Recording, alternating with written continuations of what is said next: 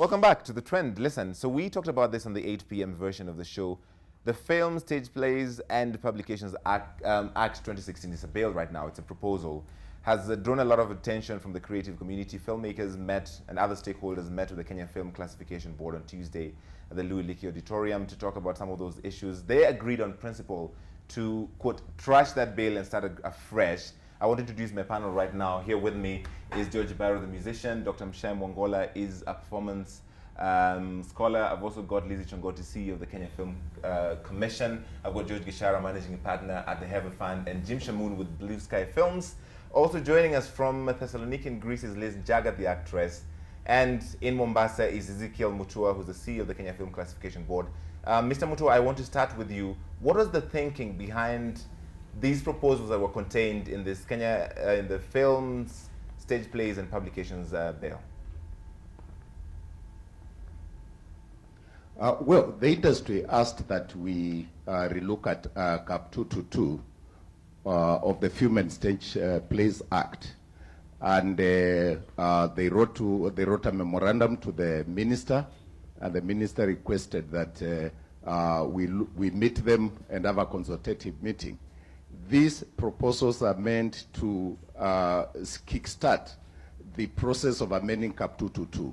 And most of what you are seeing is actually in the very act as it exists today. So we are trying to make it easier for the industry to operate by ensuring that we amend Cap 222. All the complaints you have heard about the police being at the scene when you are shooting a movie, about the exorbitant filming fee, all those things are in Cap 222 as it exists today. And so this particular bill looks like a carbon copy of that Cap 222, which for the benefit of our viewers, came into effect in 1963. So it is not a law that understands modern filmmaking.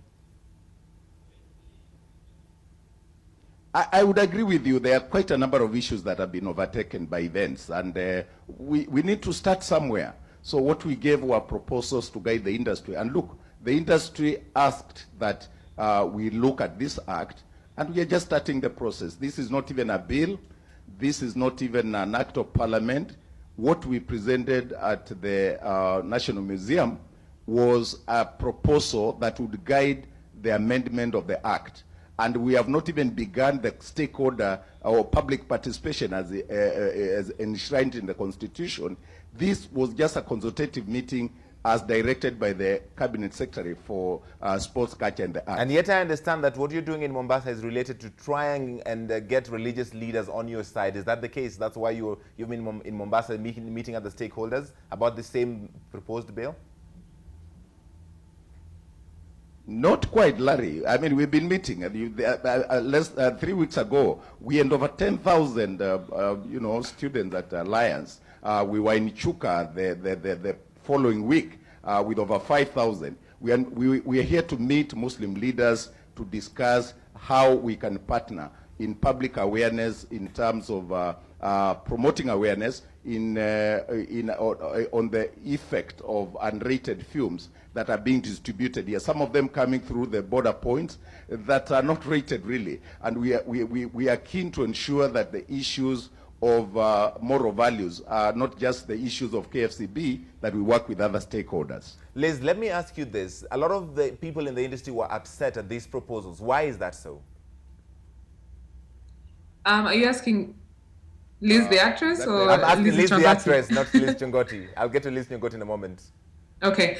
I think it's because, there were so many things there, like a policeman on set, having to give our scripts in before shooting, and actually it being, it being looked at and censored right from the beginning. I mean, if that was the case with House of Lungula, it would never have been made, because the way a script is written sometimes, it can read worse on paper, but when it's actually done, when it's actually shot, it's not as suggestive as you think it is, So like in House of Lungula, there was a scene where towel drops and a guy is naked, and if you see that on the script, you'd be like, oh my God, no, this cannot be filmed. It wouldn't have gotten filmed if that bill that he's suggesting, came to pass. Yeah, so I think that's why everybody's now up in arms, because of what he proposed is just so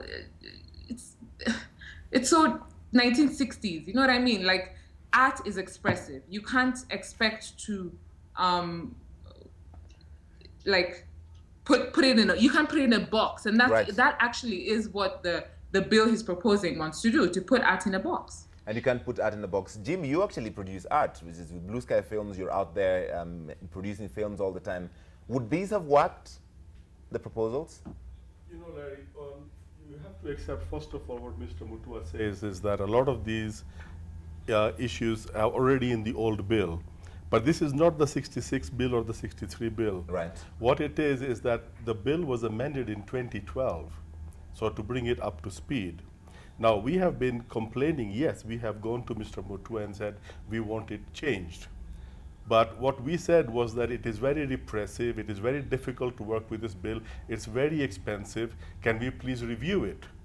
What they have done is they have brought the same bill back with the laws governing stage plays, which were repealed in the last bill, put back in, and then powers to enter our offices and our shops and our studios and our sets and stop everything if they need to do. Within the bill, there is immunity for anybody doing this. You know, and they are safe from being sued by anybody. Right. You know, and these are the things that we thought he was going to bring us something better, but he has actually brought us something worse.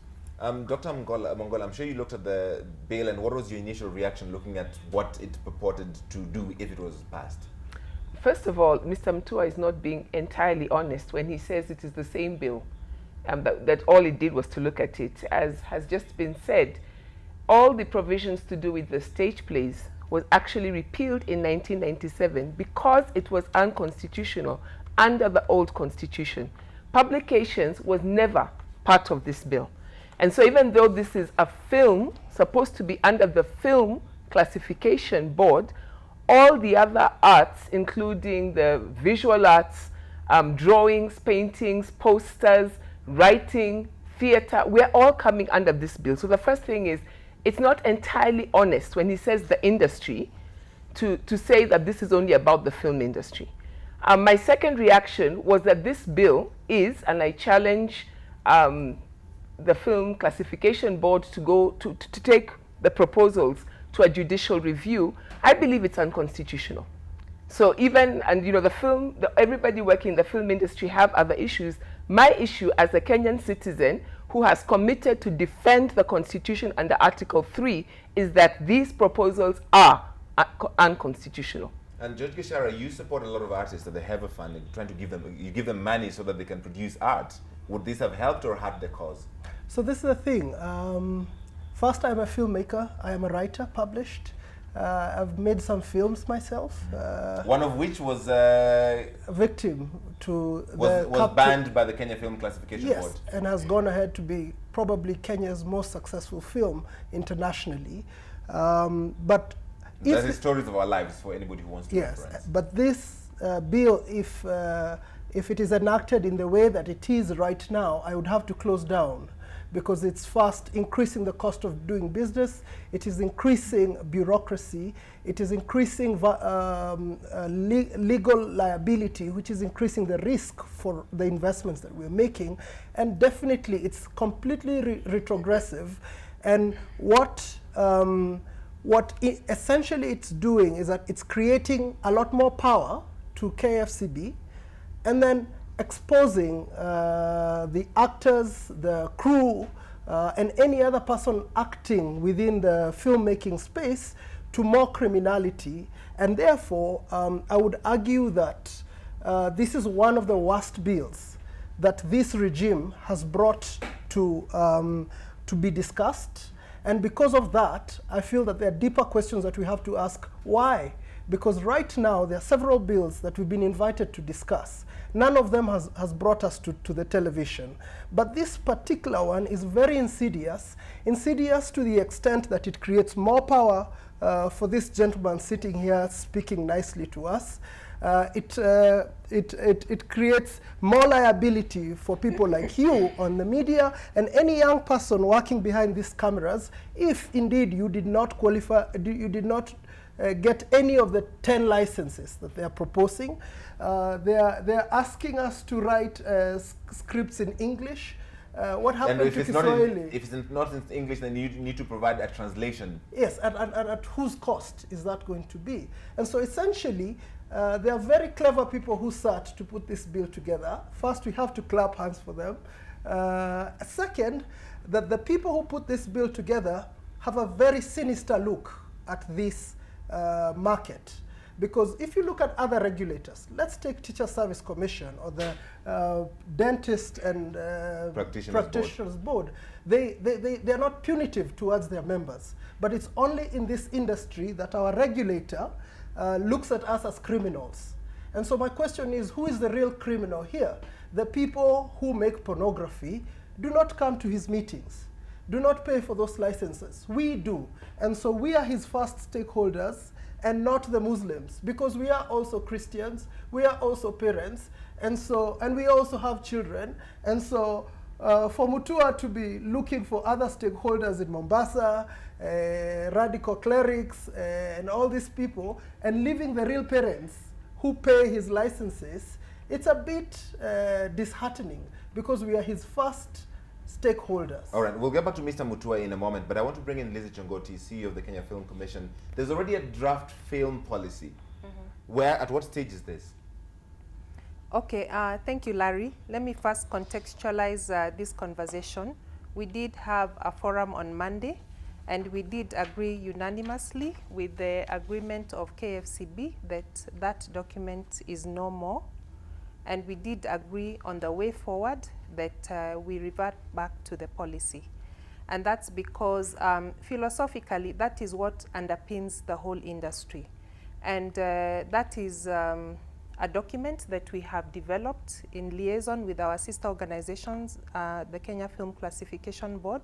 And of course, as you know, in government, the ministry is the one that leads all matters policy and all matters legislation. So the reason why we propose that as a way forward is because over the years we have had bits and pieces of law regulating the industry, including CAP 222, including the KBC Act, and many others. And so by having that policy in place, we were hoping that we will have an omnibus legislation. So CAP 222 was just one of the legislations in that document that are supposed to be amended. But CAP 222 is a very outdated law. Yes. By any stretch of the imagination. Yes, so we would like to have one omnibus legislation for the industry, because as you know, our mandate is to promote, to develop, to market.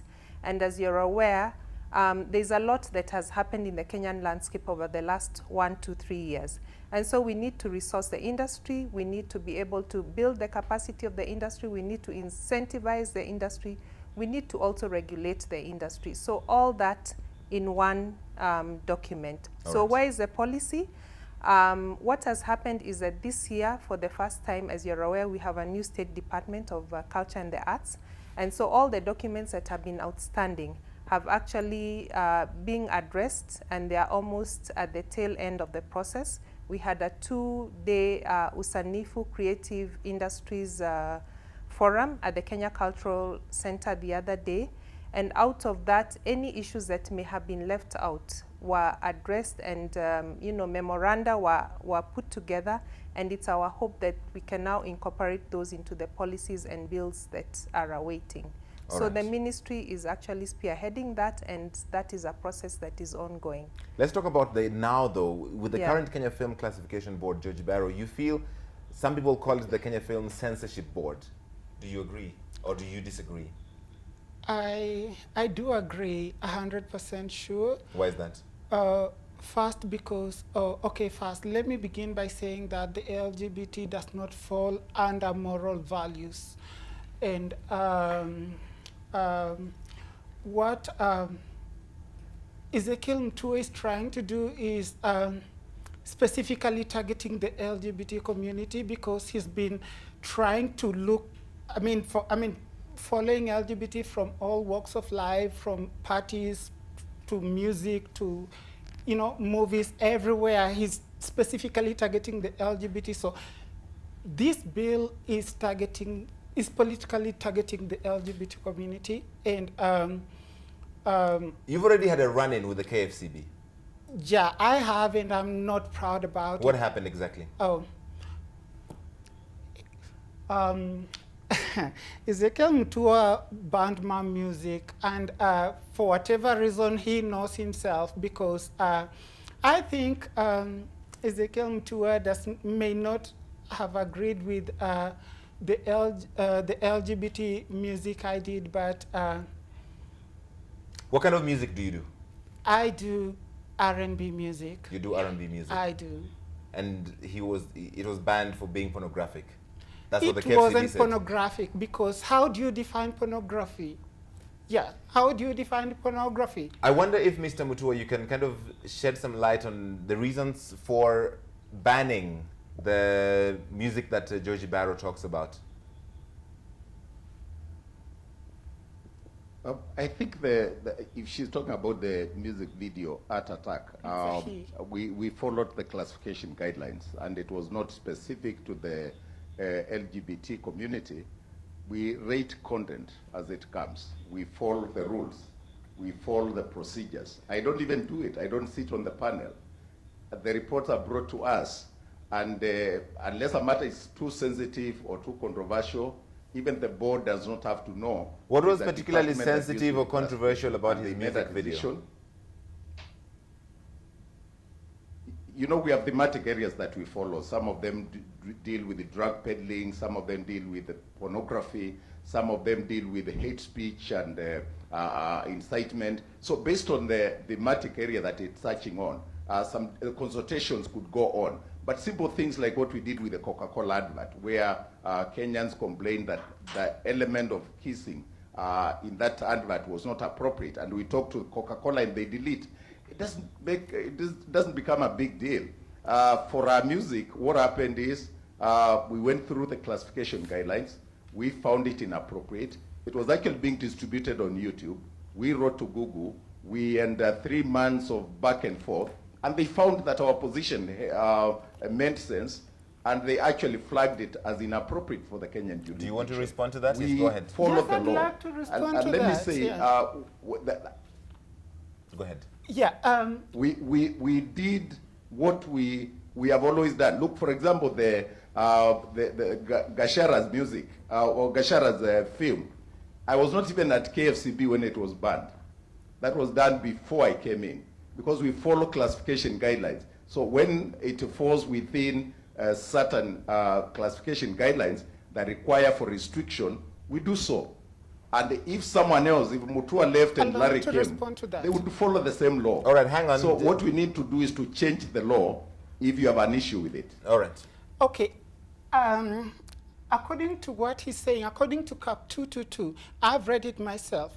And we released our music online. Why? Because we had to navigate around the structural barriers that the CAP 222 has set that would have otherwise not approved our music, which is, of course, advocating for the LGBT rights, and I'm proud to say that. What he did with when he introduced that proposal document, I can't call it an act because it has not been introduced to the parliament yet, and is that document, he somehow he managed to sneak in the internet part of it into the document. All right. And that is what he should have used to ban our music. But since we released it online, we had nothing to, I mean, it's not justifiable in any way. He's trying to legitimize himself. Let's talk about also Judge Gachara before Mr. Mutua responds. Well, the thing is this, I have no problem with Mr. Mutua as a person. And I respect him. He's a career man. He's held many high offices, and I'm sure he's suitable for the role that he's playing right now. But my contention really is in the law that establishes this commission, the duties and the responsibilities that are accrued to this commission, and the protection and the arbitrary decisions that they make. I'll give you an example. Mr. Mutua is Kenya's moral police. I'm sure he doesn't like it. I'm sure his previous jobs were more enjoyable, but now he has to play the moral police. The reason is that the responsibilities that have been accrued to this commission are such high responsibilities on morality, on religion, on freedoms of choice, on public good, and these are high responsibilities that shouldn't be put on one board or an individual. They should be vested in either a bench that's constituted by the High Court or an equivalent competent body that can be reviewed.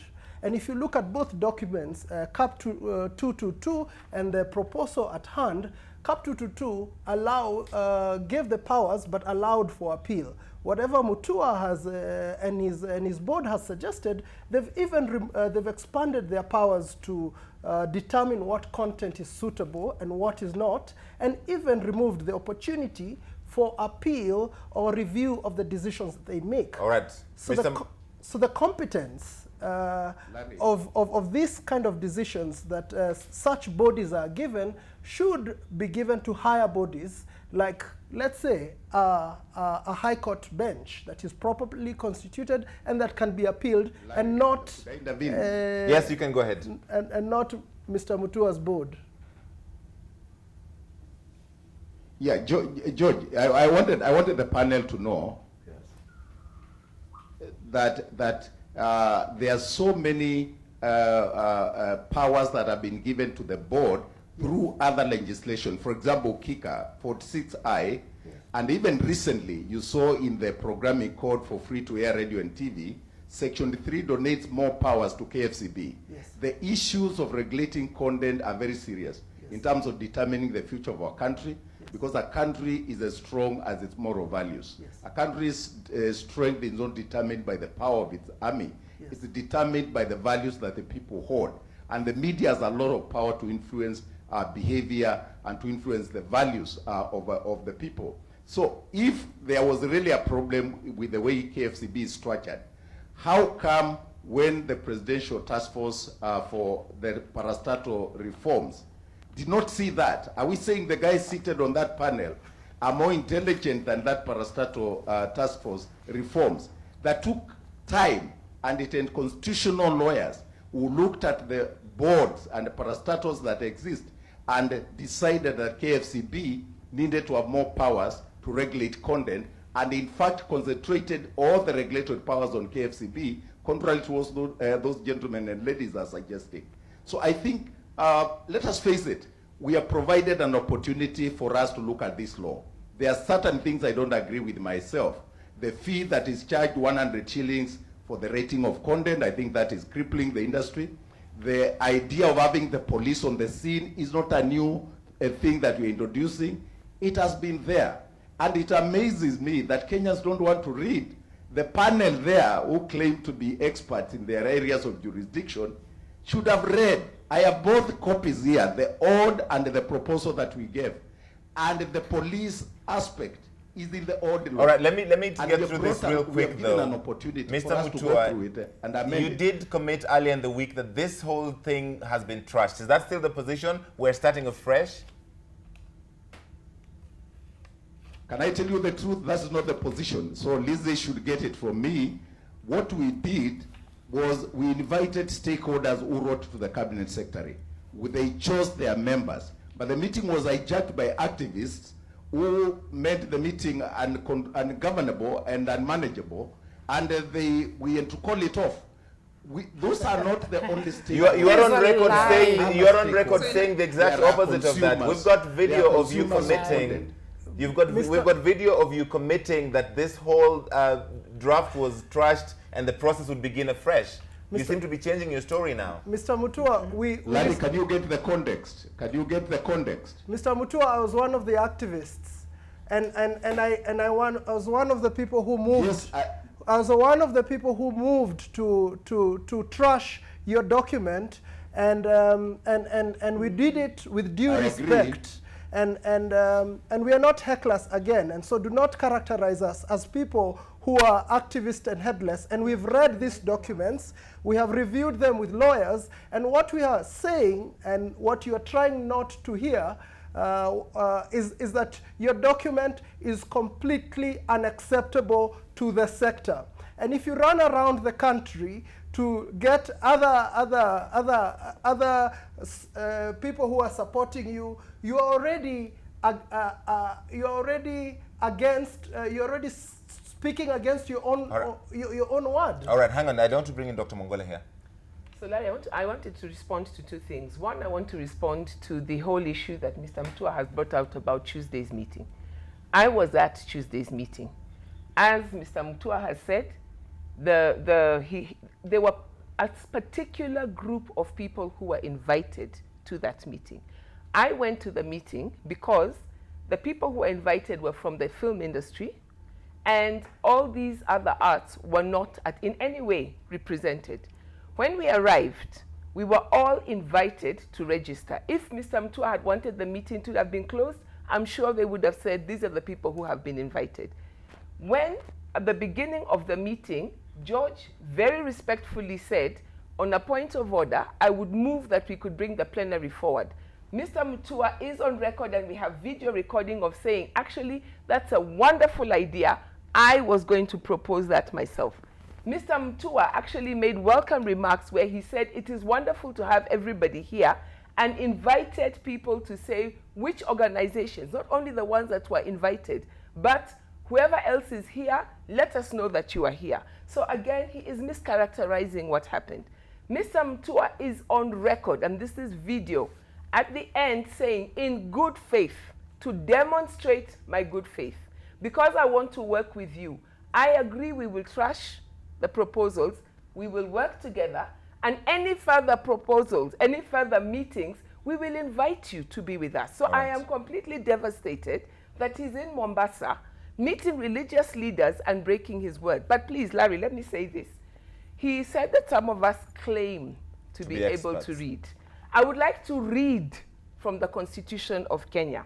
First of all, I would like to read, Mr. Mutua, from Article 24, which lays out in detail that a right of fundamental freedom in the Bill of Rights shall not be limited except by law, and then only to the extent that the limitation is reasonable and justifiable. And Professor Jill Cottrell-Guy, who I'm sure you respect her qualifications and who she is, who was there, explained in detail at the meeting what it means to limit rights, how those rights are only limited to the minimum possible. And this is where Lizz's point about having a policy document that lays out the questions and then, struggles with the question of what is the bare minimum we need to go to.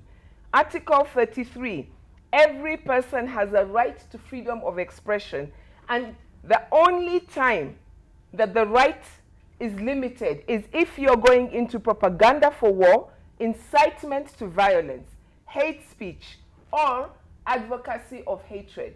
It doesn't matter whether I like what Joji Baro is doing, or George, or anybody else. It doesn't matter whether there is a law that says otherwise.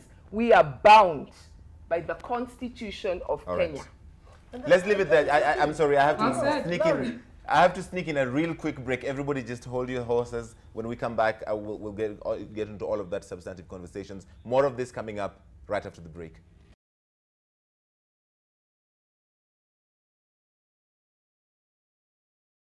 We're back with my panel on the draft film bill and the fallout thereof. I want to bring back Lizz Chongoti, CEO of the Kenya Film Commission. Ezekiel Mutua says there was no agreement to trash this draft and start over.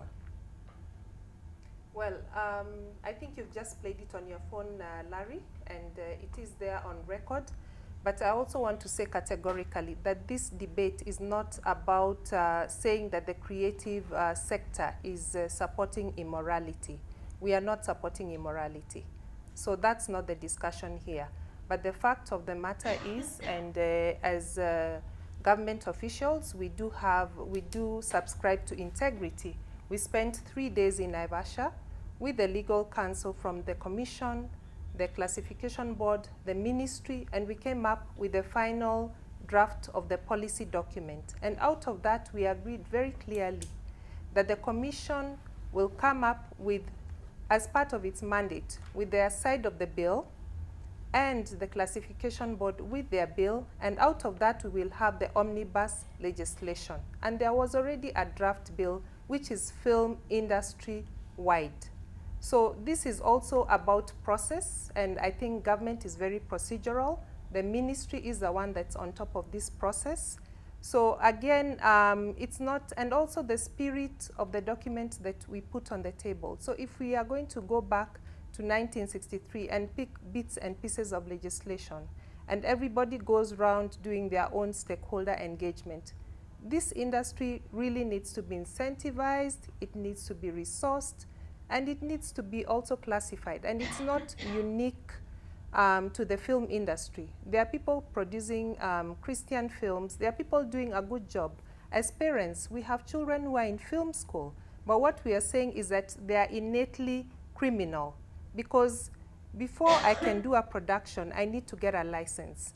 And as I do that, there's a script that I provide, yeah? And before I air that film, I'm supposed to have it classified. So then, you know, the question begs, why do I need a policeman to come and micromanage the process? You know, if I blunder on one or two of those laws, then I'm subject to a fine of several millions or several years in jail, because maybe I took a video of my baby and I did not go to the classification board to put it on Facebook. So we are criminalizing and assuming that the industry is about bad people. Okay. Yeah, so... Are you surprised that Ezekiel Mutua is going back on his word? Well, you know,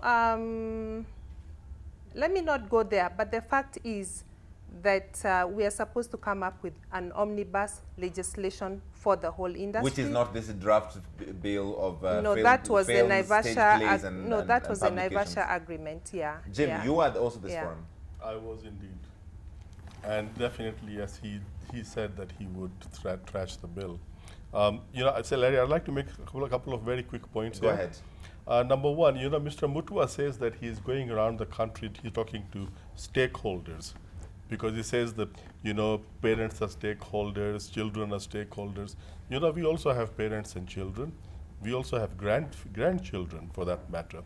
But, you know, when the tea sector, for example, has problems with the companies that grow tea, and the KTDA steps in and the unions step in, I do not turn up there and say, I am a stakeholder because I drink tea.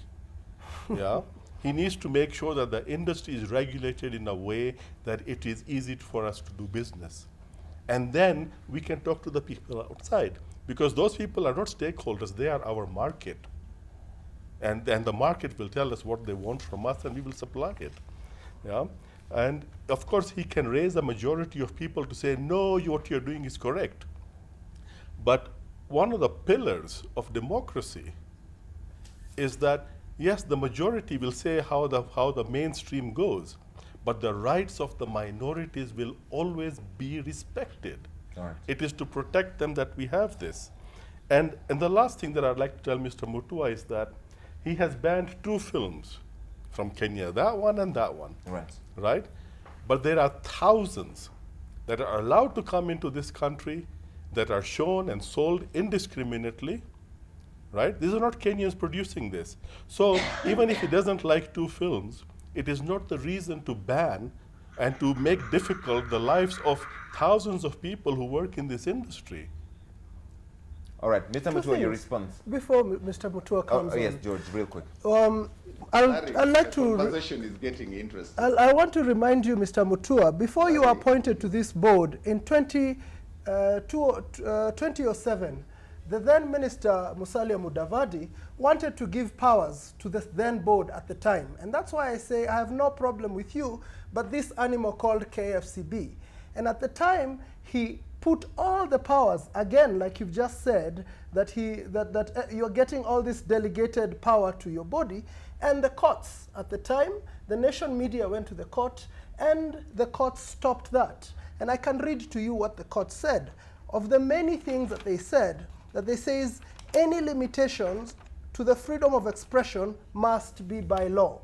And that is something that Mr. Mutua claims that he's always legal. He's within the law. But even the same court said that the purposes of public morality that the minister was putting all these responsibilities on his board have not passed the test of reasonableness. What has changed right now? The court already said that the subjective and discretionary nature of KFCB's power are, as provided by that act, are vulnerable to abuse. What has changed then and what has changed now? So do you feel that Ezekiel Mutua is abusing those powers that he's been given to the board? If he can be in public, on record, to commit that he has trashed a bill because there's no consultation, and right now, in front of the nation, turn back and say that cannot hold water, then we cannot trust you. We cannot trust you in your office, we cannot trust your board, and we shall not engage with you. Yes, Larry, you can go ahead and respond. Larry, first of all, it's not a bill. Why don't we get the basics right? There is no bill, absolutely none. It's a draft. The industry wrote to the cabinet secretary. He instructed me in writing to meet them. We called a meeting at the National Museum, and we identified the people who had written a memorandum to the CS. And we called them so that we can talk and address the... All right, we appear to have lost him. We'll try and get him back up in a moment. We do have him on record, by the way, saying that this had been trashed. It's surprising that he appears to have said otherwise. Dr. Mwangola, you want to jump in right now? I can jump in. I do want to come back when Mr. Mutua is online, because Yes. I would like to read to him what the chapter 6 on leadership and integrity says in relation to what he has just said. Yes. However, I also want to just go back and what Liz said about values. I think values are something that, it's a word that gets tossed around. And first of all, let's start by saying that they are national values. They're defined in the Constitution. They've been defined, for example, in the Baraza judgment.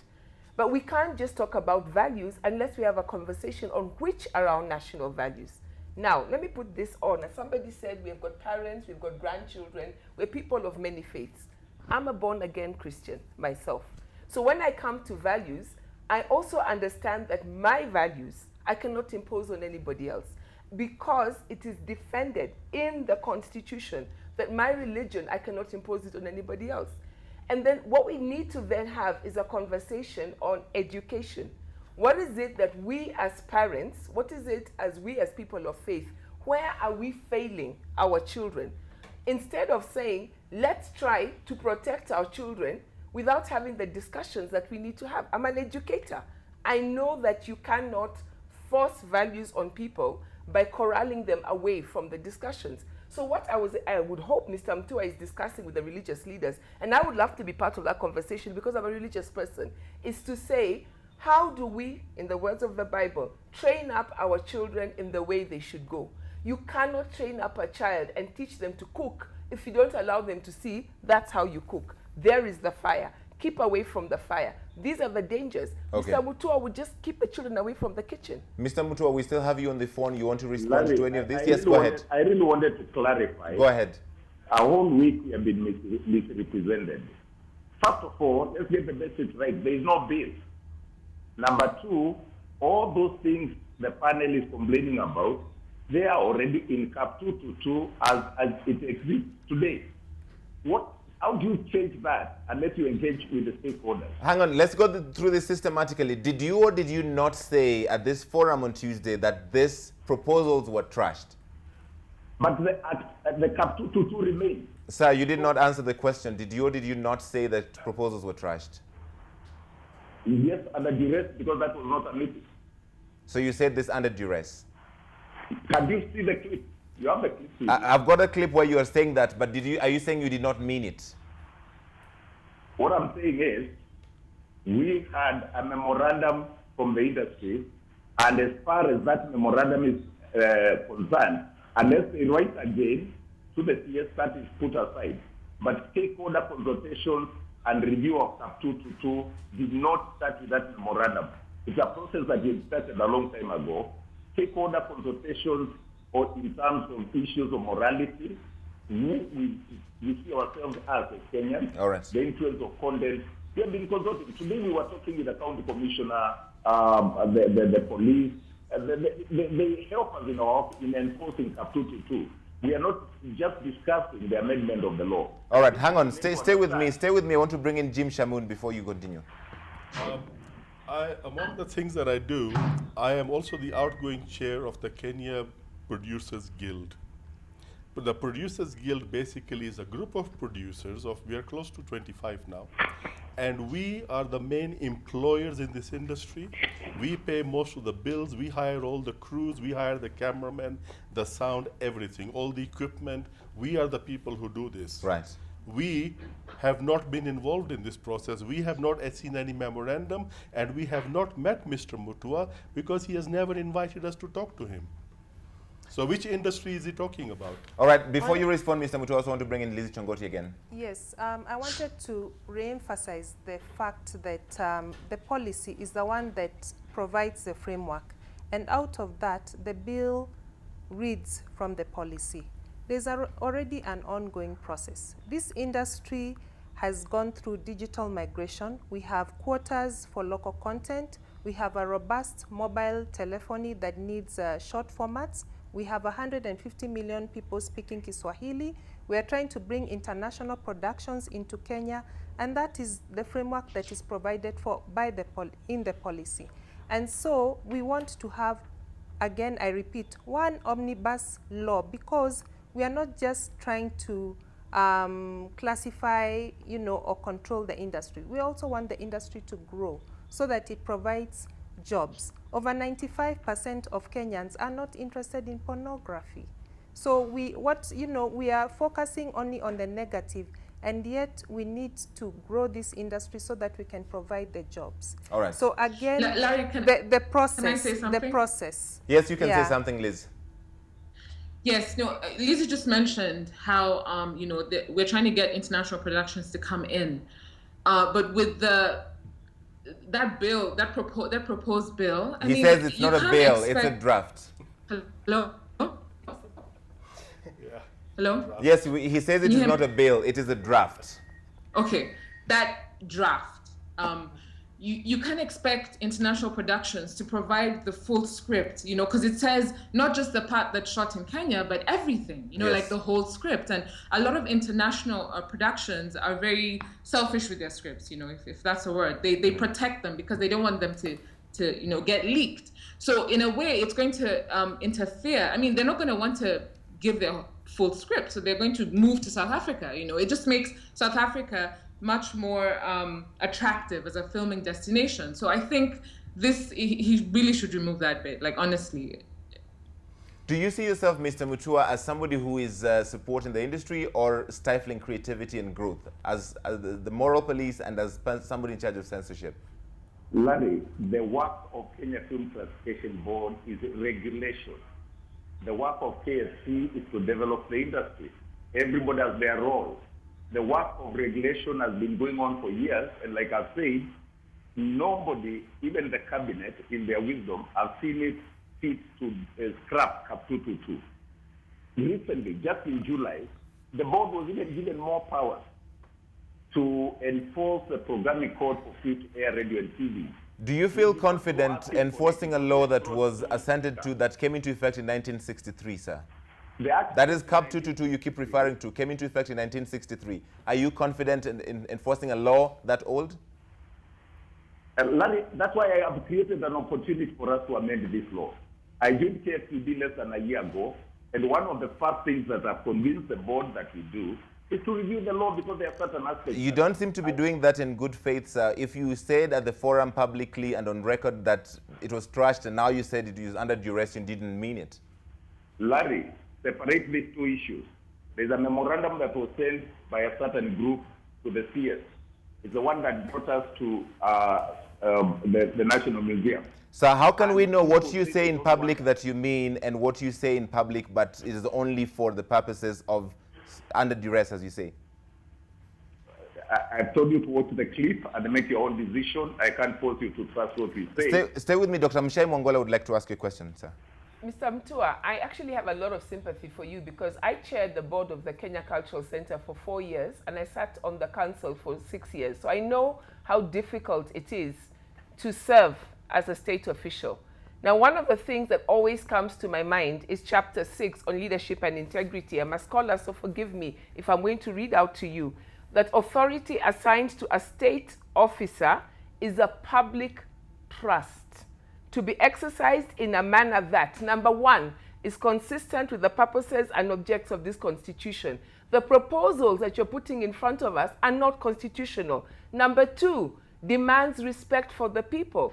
The reason that this industry is so upset is that they do not feel respected by you.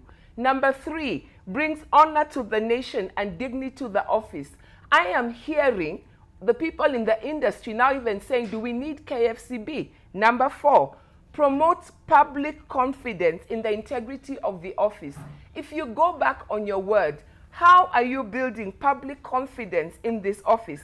And it goes on and on, but I want to draw your attention to number 2C, selfless service based solely on the public interest demonstrated by honesty in the execution of public duties. Now, I empathize with how difficult your position is, but you cannot expect this industry to work with you in good faith if, number one, you're going back on your word, number two, you're preaching about values, but you're showing us that you don't have integrity or you appear not to have integrity, and number three, while I agree with you that these are proposals and not a bill, if they are not going to be developed into a bill, why are we having this conversation? Why is it so difficult for you to say, let me trash the proposals, let me take what these industry people said and keep my promise to the PS by joining with the rest of the film industry, have the conversations on the film policy, and develop CAP 222 along with all the other legislation that is going to be developed out of it. Why is this so difficult? Do you want me to respond, Larry? Real quick, yes. Yeah, I think I hear what you say, but CAP 222 is a law that is in existence. It's not the Constitution. Law, it has a lot of challenges. The only way to change it is to engage with the stakeholders. When you meet stakeholders and they tell you to track it, it's out of ignorance because they don't understand that the same things they're complaining about exist in that law. Let me give you just two very alarming ones. The industry has been complaining about the 100 shillings per minute that we charge for rating content. I can tell you, with the programming code, and now that we have to enforce the programming code, that becomes very difficult for the startup media broadcasters. And one of the things that we want to do is to ensure that we facilitate the growth of the industry by removing that punitive fee that we charge. It is not me who introduced it, it has been there. Number two, when you talk about stakeholder engagement, you don't engage one group and you say trust. Is it fair, really, to say one meeting at Louis Leakey Auditorium determines the wishes of all the other stakeholders? Would that be democratic? Are you saying some stakeholders hold more weight than others, sir? We can define the stakeholders in the industry, and I think we called the most critical group, but they say they don't want to listen. And we are saying, to the extent that these things still exist in CAP 222, we are enforcing it as it is. All right, There's one Parliament to suspend the law. Mutua. It's only Parliament that has the power to suspend CAP 222. Mr. Mutua, you say that you... There are avenues for appeal that the industry can use. And I think we should not just get stuck at one point. Let's move on and discuss how we can amend CAP 222. Mr. Mutua, the reason that people, sensible people, associations of artists, producers, actors, publishers trash this bill is because it had fundamental flaws that were completely unreconcilable. And if you go back on your word, you're acting on bad faith. And you say that the biggest complaint is 100 shillings review of your classification, and in your proposal, you create 5 new licenses, you create the expectation of a bond, you create higher fines, you impose higher sentences. Who is supposed to accept this? Mr. Mutua, you're being disingenuous and you're lying to the public. And I don't see what incentive this has, because we have to work with you. We don't have a choice of that. But you do not have to work with the Muslims. You do not have to work with the Christians. You have to come back to us, Mr. Mutua. And you have to start to being honest with this sector. The biggest complaint is not necessarily the complaint of the 100 shillings. Is over-regulation, is more punitive measures that you're taking towards this industry. You are making it hard to even create. You're starting to impose new licenses at the place of alteration of work. Right. If you are a filmmaker, Mr. Mutua, you know between the script and the final product, there is more than 5 alterations. Should I be running to your office every 10 minutes, my editor says that that color is not right, that that voice does not match, does not sync. Larry, you are allowing misrepresentation. That is already in Cap 222. Yes, but you bring it forward in your proposals. So are we saying that even in your hopes to review Cap 222, you want to bring these things forward? George, allow me to intervene. Yes, go ahead, sir. What we were expecting is that we would have gone clause by clause and say change this and change that. So why don't we start from there? Because if that's what you are saying, then we are willing to engage. We start together, Mr. Mutua, and people have read this. They've read this with their lawyers. All right. They came and told you that this document is in bad faith and that we want to start this process afresh in good faith with you. And now, I think you have another audience. And let us allow you to work with that audience, because are they the ones that make the film? Are they the ones that make the film? Hang on. Stay around, Mr. Mutua. I want to bring in Lizz Chongoti. Yes, what I wanted to say is that even though KFCB is a regulator, Cap 222 is about the industry. We also have an expanded mandate that also requires some element of certification.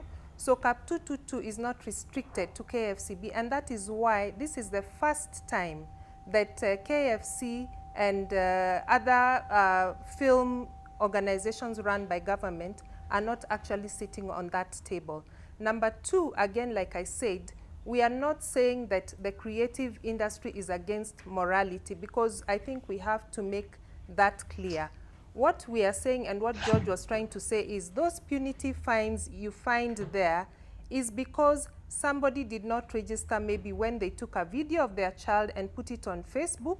Right. So you're liable to $500,000 because you did not have a policeman behind you, even though you have a license. You know, so what is going to happen to our children who are studying film now and who are not criminals and who need to produce film? So are you telling them, I mean, it's going to be very threatening if you're going to be jailed for several years with an option of a fine of several millions or both. So these proposals as they stand right now criminalize much of the creation process. Yes, it's just the process. It's not even the morality. Correct that. Cap 222 as it stands now criminalizes.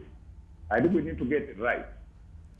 And let me also, let me make another point. Yes, and I agree with Mr. Mutua, this is not a bill, but, and that is why it is important as government, between the ministry and the various agencies, we look through that document before we put it on the table. Right. The spirit of the document is what provoked the sort of emotion that you saw there. Okay. Yeah. So CAP 222 already has a lot of these proposals. Do you like CAP 222, Mr. Mutua? Larry, why didn't you read it before you talk? I have actually read CAP 222. That's why that's what I'm getting through. Do you see the role of the police in Section 9? You have brought a lot of the provisions in CAP 222 and updated them and made them more punitive, sir. So do you feel CAP 222 should continue to apply? When you are applying the law, that's where you start. You start with the existing one. No, sir. These new proposals you have put forward include a lot of the provisions from that 1963 bill. So I'm saying, would you like for them to remain in effect? We start with the Constitution. The programming code for free-to-air that came to force in July is more punitive than even CAP 222. Have you looked at it? Sir, that is a different question. But let me have Jim Shamoon ask this differently. Larry, there was a committee that sat down to redo the film policy. The film policy, I was on that committee. In 2012, there was a retreat in Manzoni where over 100 stakeholders plus people from Treasury, Immigration, KWS, KRA, Customs, everybody was in Manzoni.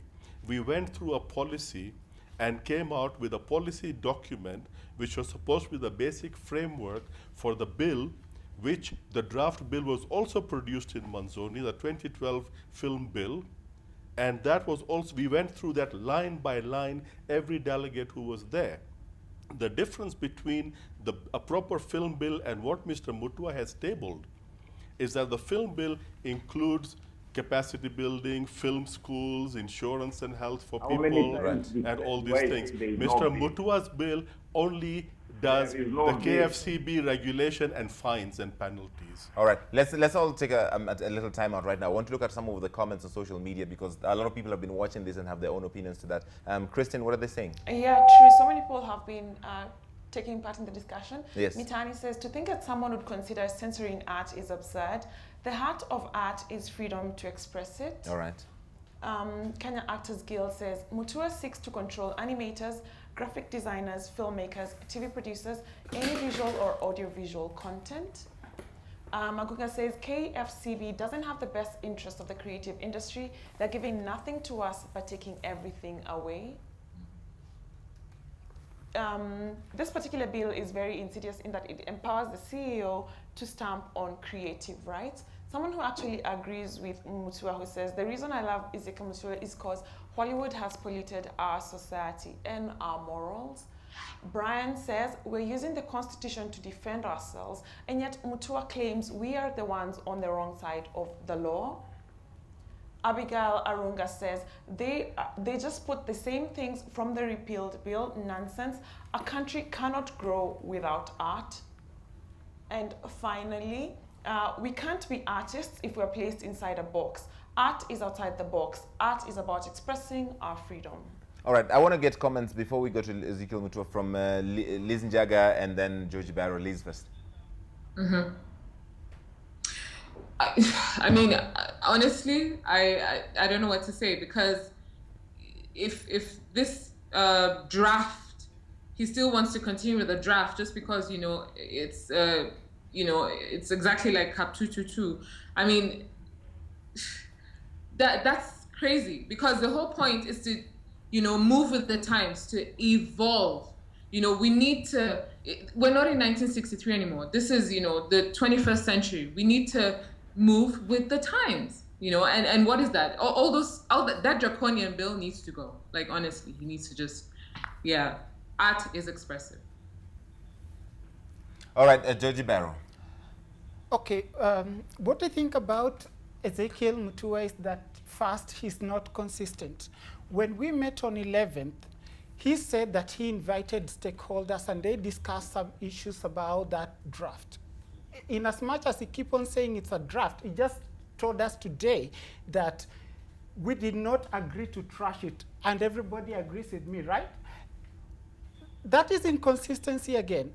And in the past, most of the content he has banned concerning LGBT, he did not consult the LGBT association. Who is he to know what LGBT community wants and what they don't want?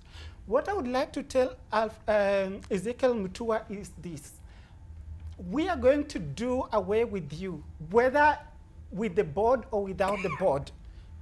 You have to resign, or I don't know, something has to be done about Ezekiel Mutua, about the board, about that Cap 222, and whatever. And another last thing is that he said that he's trying to bring in the foreign movie makers. How is he going to bring somebody from America to make a movie about LGBT in Kenya? How is it going to happen when they're pro-LGBT? It's never going to happen. Ezekiel Mutua, you have a personal vendetta, and you always invite stakeholders who support your agenda, and that is so wrong. You are being influenced as an individual, not as part of the board of KCB. And I'm so ashamed that you're representing a state agency in Kenya. All right, I have to take final comments. This has been going on for a while. Dr. Mshai Mwangola. Okay, I just wanted to say two things. One has to do with that question of religion. I don't know if Ezekiel Mutua has ever had a chance to read the letter to the artist by John Paul II. And in that letter, John Paul talks about how art and religion works hand in hand. And what I feel he's trying to do is he's trying to put artists to be in opposition with religious leaders, as if, you know, people are fighting against each other. But we ourselves, many artists are also religious people. Some of them are religious leaders. In fact, what Ezekiel Mutua needs to understand is that the minute you start to regulate the industry, you will regulate it to the point that even the religious art that you want to, you know, the religious film and all that is not going to happen. If anything, you are the one who's fighting the people who are the custodians of morality and values. Secondly, Ezekiel Mutua, in your final comments, I would really like you to address which sections exactly of CAP 222 as it stands addresses the publications and stage plays, which is in the proposals that you now claim are helping you review CAP 222. Yes, Lizzie, if you have anything more to add. Yes, just to go back again to the blueprint, we did agree that we revert back to the policy, and there's an omnibus legislation that is already ongoing. We need that because the problem with the industry over the years is because we've had bits and pieces of law. So just reviewing CAP 222 takes us back to the same position. Right. And number 3, just to clarify, we are not against this bill because we are against morality. The creative industry is very much for morality. So let's not mix the two issues or, you know, divert attention from the real issue. George. Yeah.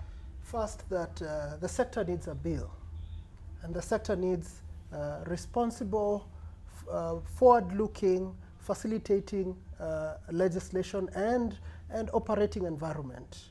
That has not been guaranteed by this proposal and has not been guaranteed in the person and in the voice and in the statements of Ezekiel Mutua. So we need leadership from government to assure some of us who are practitioners and investors in this sector that there's actual seriousness that matches the statements that the minister is making, that the president is making in his speeches, that indeed one arm of the government is not sabotaging the sector while the other is claiming to promote it. Right. So it's about time to show leadership and to end the noise. The second thing is that this sector has a potential to create employment, has a potential to make this country as a hub for creativity, has a potential to build our national identity, and all these are things that we are striving for. And all this can come from a wider consultative process that involves everyone's opinion and not the opinions of a few people who want power. And so from there, we demand leadership from government, especially the parent ministry that KFCB is under, because this acrimony that we are having is counterproductive to the bigger vision of this sector. Excellent. Jim. You know, this draft proposal, basically, when you look at it in pure light of day, is the Christmas shopping list from Mr. Ezekiel Mutua.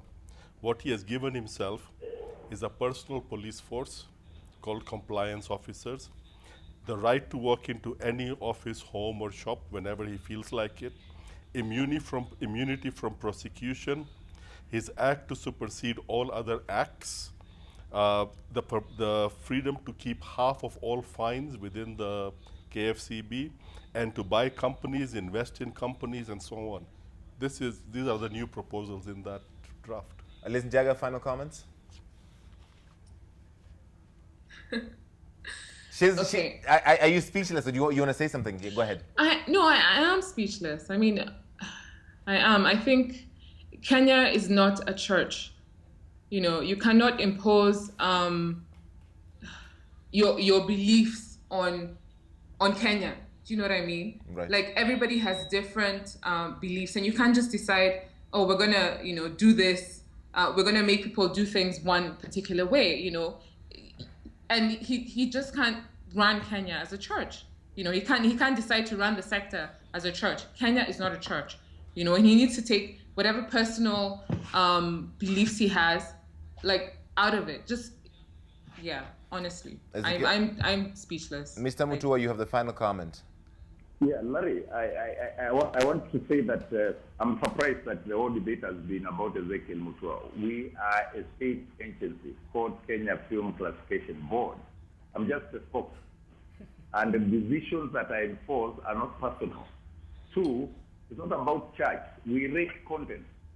And when we rate content and we classify it in line with the law, if we make a mistake, other avenues for appeal. People can even go to court. For the last 1 year, we have taken very serious decisions. We had to rate content, make decisions about content, including the same laptop that the gentleman has complained about. No one has challenged our decisions in court. Sir, there's a possibility that the whole debate turned to a discussion about you because it seems like a personal campaign for you. But why are people not going to court? I mean, regulatory decisions, if they are not fair, you are a Kenyan, you are entitled to your freedom, and you can go to court and appeal. Does it worry you that your other counterpart, also from government, from the Kenya Film Commission, does not even agree with you, sir? I'm a government official, and we don't bring our differences on TV. That's unfortunate. All right, we'll leave it there. Thank you so much, Ezekiel Mutua, for joining us today from Mombasa. Lizz Njagah all the way in Greece, and to my panel here, Joji Baro, Dr. Mshai Mwangola, Lizz Chongoti, Gachara, Shamoon. We really appreciate your time. It's been an interesting conversation. I hope we have another opportunity to have it maybe at a grander scale and with Ezekiel in studio. We'll do that.